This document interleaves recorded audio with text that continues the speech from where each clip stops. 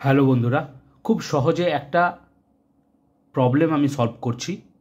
খুব সহজে আপনি শিখে যেতে পারবেন। অনেকে অনেকভাবে অনেক কিছু দেখায়, কন্ট্রোল প্যানেলে যাও, হ্যান যাও, ত্যান যাও, এটা করো, ওটা করো। কিচ্ছু করার দরকার নেই, কোথাও কিছু যাওয়ার দরকার নেই, কোনো কন্ট্রোল প্যানেল কোথাও যাওয়ার দরকার নেই। ব্রাইটনেস কীভাবে কম করবো ডেস্কটপের, বেশি কিছু করার দরকারই নেই। এই ডেস্কটপে আসলাম, এই যে কার্সার, রাইট ক্লিক করলাম, আসলাম এই যে এখানে গ্রাফিক্স প্রপার্টিজ, ক্লিয়ারলি দেখা যাচ্ছে গ্রাফিক্স প্রপার্টিজ, ক্লিক করলাম। এবার আসলাম এই যে